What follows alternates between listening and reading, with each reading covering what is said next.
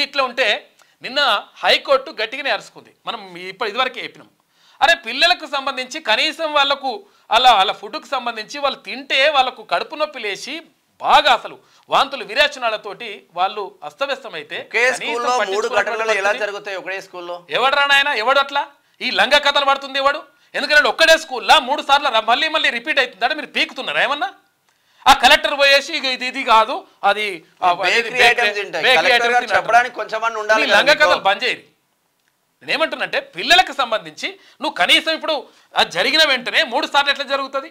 ఆ పిల్లల్ని తీసుకుపోయి హాస్పిటల్లో కూడా పురుగుడన్నం పెడతారు. ఫస్ట్ ఒకసారి జరిగితే మీరు ఎందుకు ఫుడ్ సెక్యూరిటీ కనీసం నేను ఏమంటున్నా, ఫస్ట్ జరిగింది పొరపాటున జరిగింది అనుకుందాం, లేకపోతే ఇంకేదో రకరకంగా జరిగింది అనుకుందాం. కనీసం దాన్ని అదుపు చేసేటువంటి పరిస్థితి ఉండాలన్నా వద్దా? దాన్ని ఎట్లా మనం కట్టడి చేయాలి? తర్వాత పిల్లలకు ఎట్లా మంచి భోజనం అందించాలి? లేకపోతే పిల్లలకు సంబంధించి ఎట్లా మనం చూడాలి? ప్రభుత్వ పాఠశాలల్లో పేద మధ్యతరగతి విద్యార్థులు చదువుకుంటారు. అక్కడ ఉన్నది ఏంటంటే బీసీ ఎస్సీ ఎస్టీలు మైనార్టీలకు సంబంధించినటువంటి అగ్రవర్ణ పేదలు వీళ్ళు చదువుకుంటారు. వీళ్ళు చదువుకునేటువంటి బడిలో లేకపోతే మీ పిల్లగాని తీసుకుపోయి 2 నెలలు లేచి మనం చెప్తాం కదా, హైకోర్టు కూడా చెప్పింది. అరే మీ పిల్లలకు పెట్టుర్రా బాబు, మీ పిల్లలకు పెడితే అర్థమవుతుంది, మీ పిల్లలకు అదే ఫుడ్ పెట్టేసి ఆడు వాంతులు విరోచనాలు చేసుకొని కడుపు నొప్పి లేచి ఆడు గిలగిల కొట్టుకుంటుంటే అప్పుడు మీరు చూడాలి. అరే కనీసం ఒకటి పట్టించుకోడు. అక్కడ స్థానిక ఎమ్మెల్యే ఏం చేస్తున్నావు? లేకపోతే అక్కడ ఉన్నటువంటి మంత్రి ఏం చేస్తున్నావు? దీనికి సంబంధించినటువంటి ఈ మంత్రిత్వ శాఖ మంత్రి ఏం చేస్తున్నట్టు? రాష్ట్ర వ్యాప్తంగా ఉన్నటువంటి స్కూళ్లలో ఎట్టి పరిస్థితుల్లో ఇక్కడ ఏది గురుకుల పాఠశాలల్లో కానీ లేకపోతే ఇక్కడ సంక్షేమ హాస్టల్లో కానీ ఇక్కడ కేజీబీవీల్లో కానీ చదువుతున్నటువంటి విద్యార్థులకు ఒక భరోసాని ఇవ్వాల్సిన అవసరం ప్రభుత్వం పైన ఉంటుంది. అరే దీనిపైన మాట్లాడకూడదు. దాంట్లో ఎంత వస్తుంది, దీంట్లో ఎంత వస్తుంది, ఇవే కథలు. మొత్తం కమిషన్ల మళ్ళీ అహంకారం పెరిగిపోతుంది. పోయినసారి అహంకారం పెరిగిపోతేనే ఎవరు పని అయిపోయింది, కేటీ రామారావు పని అయిపోయింది. కేటీ రామారావు ఇప్పుడు అట్లా అటు ఇటు పట్టుకొని తిరుగుతున్నాడు. అది మీ పరిస్థితి అటువంటి తెచ్చుకోకండి. ఎందుకంటే అక్కడ సంక్షేమ హాస్టల్ని తనిఖీ చేయాల్సిన అవసరం ఉంటుంది. తర్వాత వాళ్ళకు విద్యార్థులకు ఎటువంటి ఫుడ్ అందుతుంది, వాళ్ళకు ఎటువంటి విద్య అందుతుంది, లేకపోతే మొత్తం కూడా బిల్డింగ్లన్నీ కూడా పుచ్చిలు పడిపోతుంటే వాళ్ళు ఏ క్షణం ఎట్లా అవుతుందో తెలియనటువంటి భయోందోళన చెందుతూ ఉన్నారు విద్యార్థులు. ఇక తల్లిదండ్రులు ఎట్లా పంపిస్తారు గవర్నమెంట్ స్కూళ్ళకి? గవర్నమెంట్ స్కూల్లో పంపించాలంటే ఇటువంటి పరిస్థితి ఉన్నది. తర్వాత ఇక్కడ ఉపాధ్యాయులకు సంబంధించి పూర్తి స్థాయిలో నియామకాలు ఉన్నాయి. సరే ఇప్పుడు కొంతవరకు ఇంకా ఈ ప్రభుత్వం కొంతవరకు నియామకాలు చేపడతా ఉంది. అది కొంతవరకు ఊరటించేటువంటి అంశం.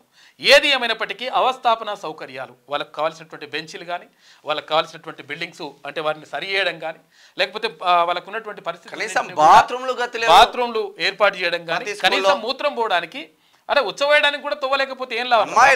అబ్బాయిలు అంటే బయటికి పోతున్నారు, అమ్మాయిల ఆడపిల్లలు అక్కడ ఏంది పాపం ఆడపిల్లలందరూ నిల్చొని అక్కడ మధ్యలో చేసిందంటే ఇది ప్రపంచంలో ఎక్కడ కూడా జరగదు. ఇంత దౌర్భాగ్యమైనటువంటి దుర్మార్గమైనటువంటి పరిస్థితి ఉండదు. ఇది గతంలో బీఆర్ఎస్ ప్రభుత్వం చేసినటువంటి పాపమే అయి ఉంటుంది. ఎందుకంటే గతంలో వాళ్ళు నిజంగా ఒకవేళ వీటన్నిటిని సెట్ చేసి ఉంటే ఇటువంటి పరిస్థితి ఉంటుంది. మళ్ళీ వాళ్ళు వచ్చి ఎగురుతారు. ఇప్పుడు ఏమంటారంటే సందు దొరికింది అని చెప్పేసి వచ్చి ఎగురుతారు. మీరు చేసిన పాపమేరా బాబు. 10 సంవత్సరాలు సరూర్ నగర్ అట్లుంటే 450 మంది విద్యార్థులకు ఆడపిల్లలు ఉంటే వాళ్ళకి ఒక్క బాత్రూమ్ కూడా లేదు. నేనే పోతే 540 మంది పిల్లలు ఉన్నారు మెదక్ స్కూల్లో ఉన్నారు. అక్కడ ఆ పరిస్థితి. కాబట్టి 100% ప్రభుత్వం వీటిపైన దృష్టి పెట్టాల్సిన అవసరం ఉన్నది. తర్వాత అక్కడ హాస్పిటల్కి వెళ్ళిన వాళ్ళు భయభ్రాంతులకు గురవుతా ఉన్నారు. ఈ కార్పొరేట్ హాస్పిటల్ దోపిడీని అరికట్టాల్సిన అవసరం ఉన్నది. దాన్ని కూడా నియంత్రించాలి. తింటున్నారు దరిద్రులు. ఇక్కడ స్కూళ్ళకు పోతే ఆ స్కూళ్ళల్లో అంటే ప్రైవేట్ స్కూళ్ళకు పోతే వాడు ఇష్టం వచ్చినట్టు స్కూళ్ళు కానీ కాలేజీలు కానీ ఇక్కడ ఇంజనీరింగ్ కాలేజీలు కానీ మెడికల్ కాలేజీలు కానీ దోచుకు తింటున్నాయి. కనీసం ఫీజు రెగ్యులేటరీ యాక్ట్ తీసుకోవాల్సిన అవసరం ఉందా లేదా? ఫీజుల నియంత్రణ చేయాల్సిన అవసరం ఉందా లేదా? గతంలో మాట్లాడింది కదా, గతంలో ప్రతిపక్షంలో ఉన్నప్పుడు భట్టి విక్రమార్క గారు మాట్లాడిండ్రు. ఏమంది? ఫీజుల నియంత్రణ 100% చేపట్టాలి, ప్రభుత్వం ఏం చేస్తుంది గొడ్లు కాస్తుందా అని అన్నాడు. మరి ఇప్పుడు ఏం చేస్తున్నట్టు? మనం ప్రభుత్వంలో ఉన్నాం కదా, ఉప ముఖ్యమంత్రిగా ఉన్నారు కదా, ఇప్పుడు మీరు నిర్ణయాలు తీసుకునే అవకాశం మీకే ఉంది కదా, మరి ఎందుకు నిర్ణయాలు తీసుకుంటలేదు? అంటే పేద ప్రజలు చచ్చిపోయినా సరే పేద తల్లిదండ్రులు మొత్తం కూడా నాశనం అయిపోయి వాళ్లకు నిద్ర ఆహారం లేకుండా వాళ్ళు చచ్చిపోయినా సరే కానీ మేము మాత్రం మంచిగా ఉంటాం అనేటువంటిది పద్ధతి కమిషన్ల మీద ఫోకస్ చేసి ఎట్టి పరిస్థితుల్లో కరెక్ట్ కాదు. ప్రభుత్వ పాఠశాలని కానీ ప్రభుత్వంలో ఉన్నటువంటి ఈ ఆసుపత్రులను కానీ వాటిని సంరక్షించాల్సినటువంటి బాధ్యత ప్రభుత్వం పైన ఉంటుంది. సంక్షేమ ప్రభుత్వాలు అంటే అవే.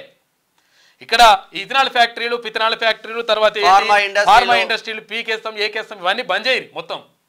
ఎందుకంటే భవిష్యత్తుని అంధకారం చేసేటి భవిష్యత్తు ప్రమాదకరంగా మారిపోతుంది దీనివల్ల చాలా అందుకనే అభివృద్ధి చెందిన దేశాలు ఏవి కూడా ఈ ఫార్మా కంపెనీలు పెట్టుకోవు, ఈ ఇథనాల్ కంపెనీలు ఫ్యాక్టరీలు పెట్టుకోవు.